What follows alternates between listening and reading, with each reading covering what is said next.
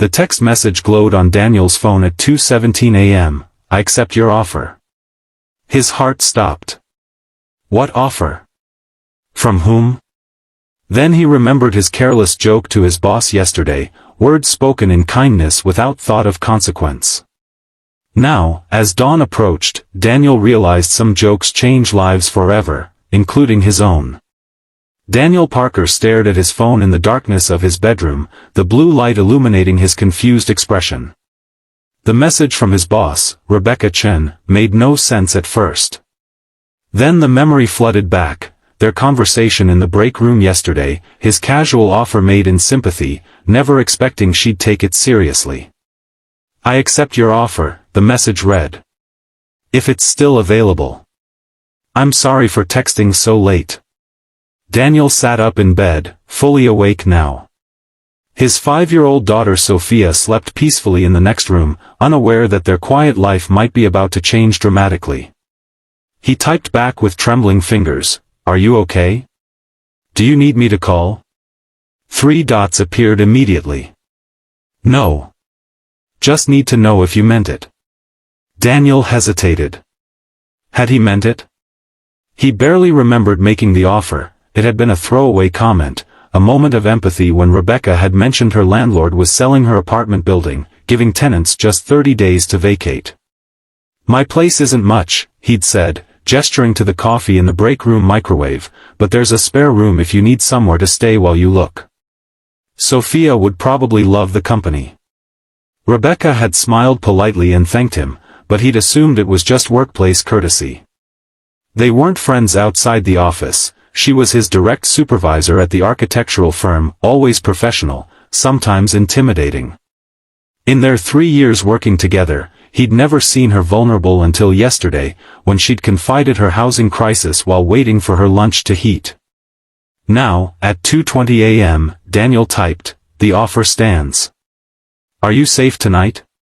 "Yes. I'll explain tomorrow." "Thank you." Daniel lay back down but sleep eluded him.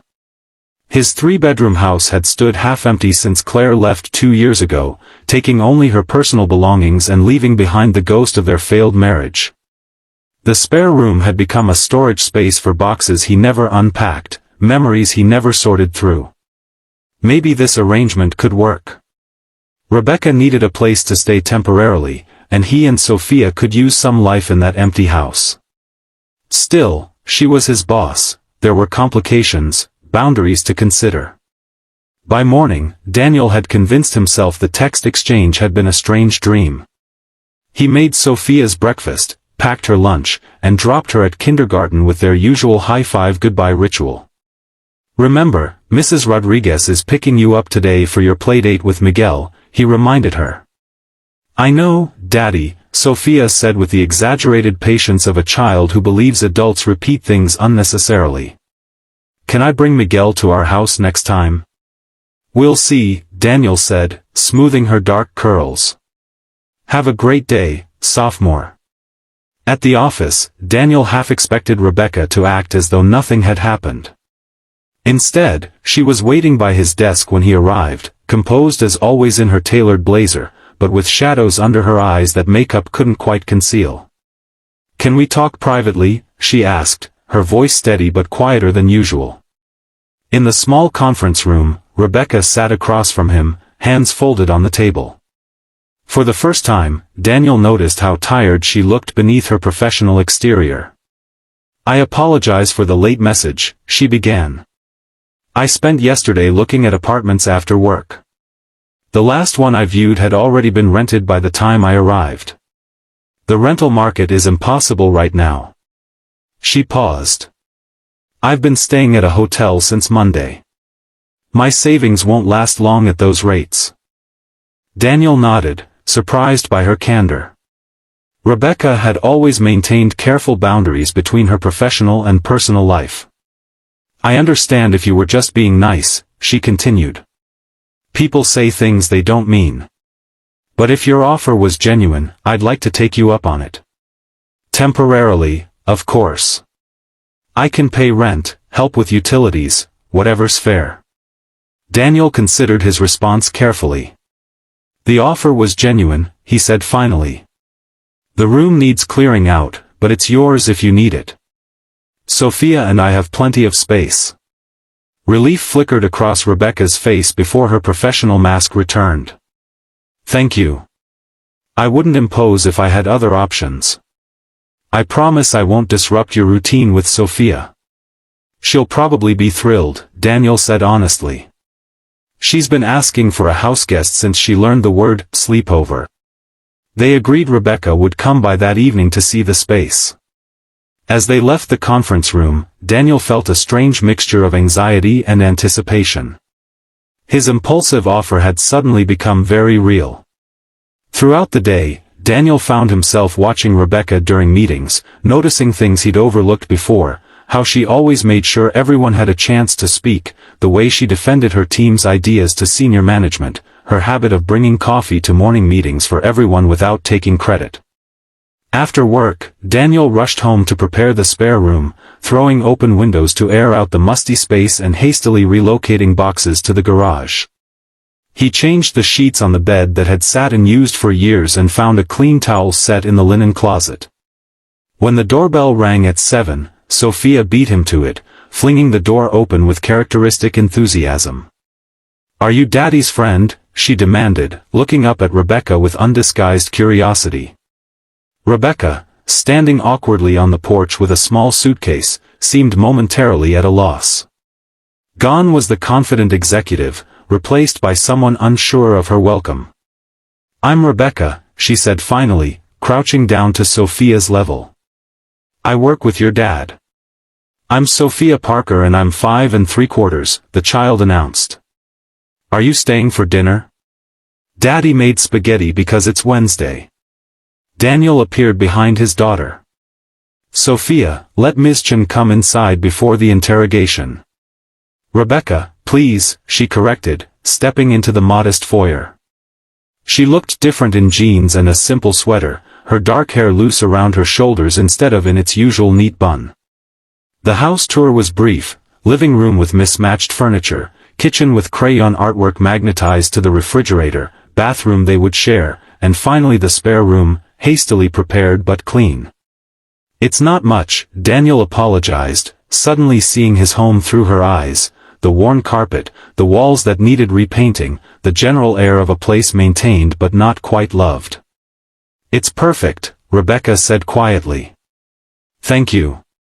Over dinner, Daniel watched with amazement as his normally reserved boss answered Sophia's endless questions with patience and genuine interest.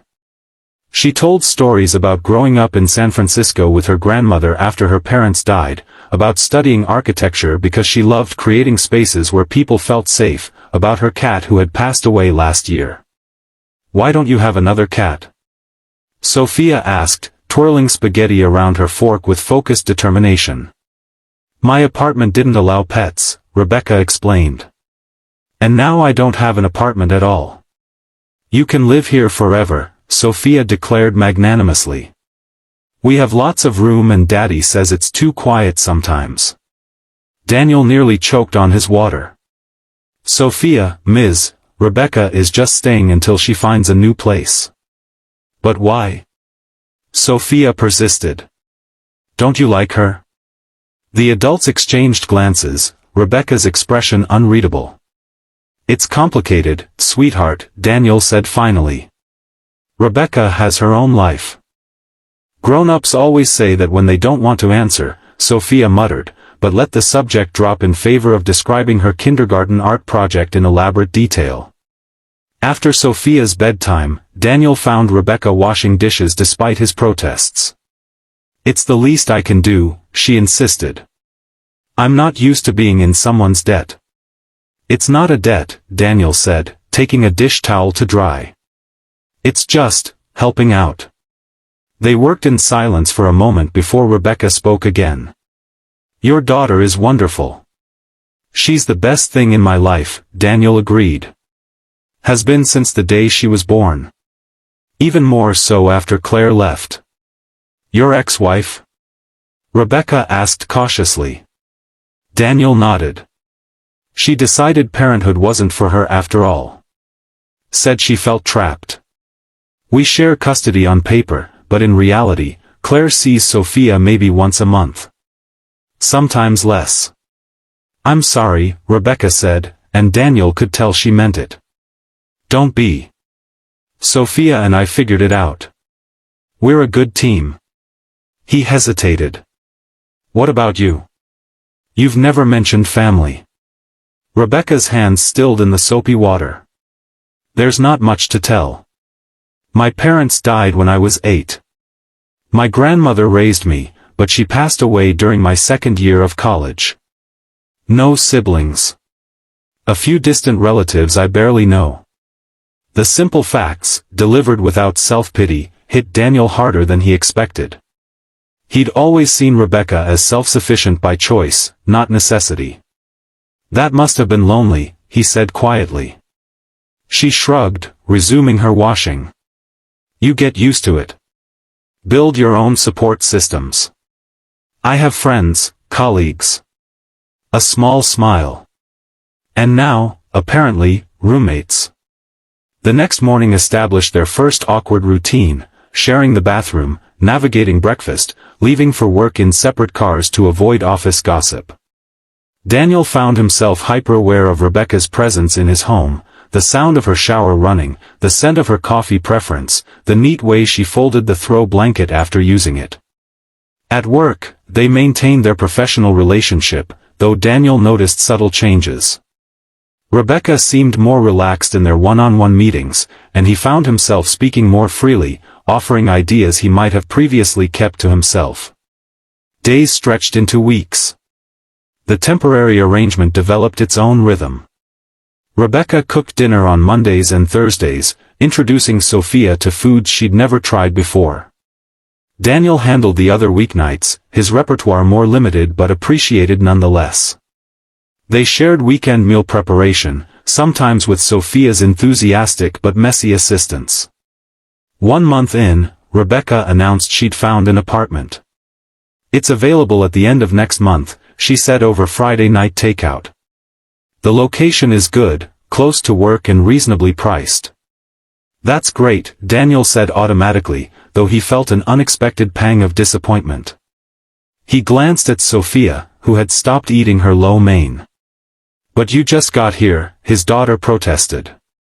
You can't leave already. I've been here 4 weeks, Sophia, Rebecca said gently. That's quite a while. But we like having you here, Sophia insisted, lower lip trembling. Don't we, Daddy? Daniel found both females looking at him expectantly. We do, he admitted. But Rebecca needs her own space. We always knew this was temporary. Later, after putting a still disappointed Sophia to bed, Daniel found Rebecca on the back porch, staring at the night sky. I'm sorry about Sophia, he said, joining her on the steps. She gets attached quickly.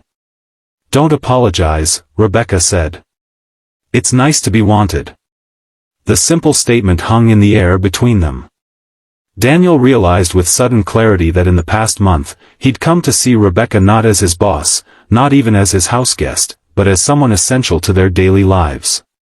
You know, he said carefully, there's no rush for you to leave. The arrangement seems to be working. Rebecca turned to look at him, her expression guarded. Daniel, I'm still your supervisor. There are complications. I know, he acknowledged. But maybe those complications are worth navigating. For Sophia's sake, at least.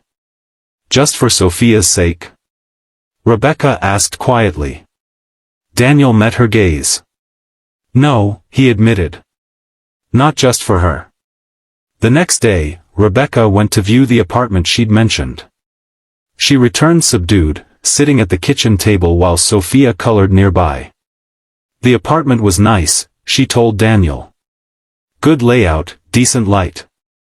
But, he prompted, hearing the hesitation in her voice. But it didn't feel right, she admitted. I kept comparing it to here. Our house isn't exactly a showplace, Daniel said with a self-deprecating smile. No, but it's a home, Rebecca said simply. I haven't had that in a long time. That night, after Sophia was asleep, they talked for hours on the living room couch, the television on but muted. Rebecca spoke about her ambitions at the firm, her fear of being seen as cold because she maintained professional boundaries. Daniel confessed his struggles balancing fatherhood and career, his worries about giving Sophia enough when he was only one person. "You're doing an amazing job with her," Rebecca assured him. "She's confident, kind, curious, everything a child should be." "She's better with you around," Daniel said honestly. "We both are." The moment stretched between them, full of possibility. Then Rebecca's phone chimed with a work email, breaking the spell.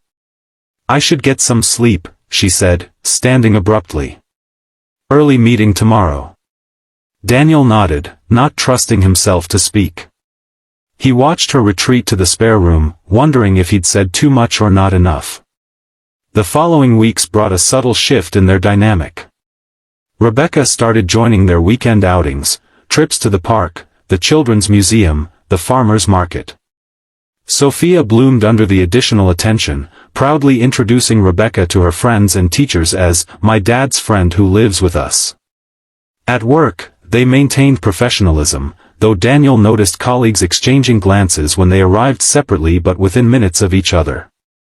Rebecca seemed unbothered by the speculation, her focus entirely on the major project they were pitching to a new client. The night before the presentation, Daniel found Rebecca at the dining table surrounded by blueprints and material samples, her laptop open to a half-finished PowerPoint.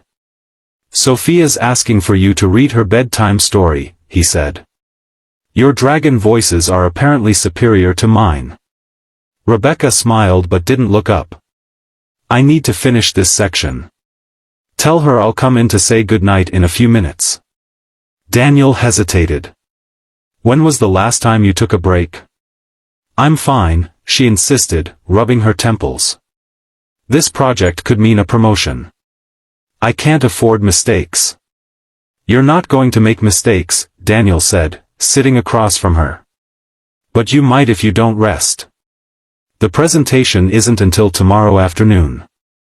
Rebecca finally looked at him, vulnerability breaking through her professional mask. "This matters, Daniel. If I get this promotion, I'll be the youngest female partner in the firm's history." "I know it matters," he said gently. "But so does balance. So does Sophia's story. So do you." Something in his tone made Rebecca pause. She studied his face for a long moment, then nodded slowly. 20 minutes, she conceded. "Then I really need to finish this." Daniel watched as she closed her laptop and headed toward Sophia's room. He heard his daughter's delighted greeting, followed by Rebecca's warm laugh. The sound filled the house, making it feel more complete than it had in years. 2 hours later, Daniel found Rebecca asleep on Sophia's bed, an open storybook on her lap, his daughter curled against her side. The sight squeezed his heart in a way he hadn't experienced since holding Sophia for the first time. Carefully, he lifted the book and pulled a blanket over them both, not wanting to disturb their peaceful sleep. As he turned to leave, Rebecca's eyes fluttered open. "I fell asleep," she murmured, disoriented. "The presentation." "We'll be fine," Daniel whispered. "Get some rest. I'll help you in the morning." She nodded drowsily, her hand finding Sophia's smaller one even in her half-asleep state. The protective gesture told Daniel everything he needed to know about Rebecca's feelings for his daughter. The next morning, they worked together at the dining table before dawn, refining the presentation while Sophia still slept. Their collaborative rhythm felt natural.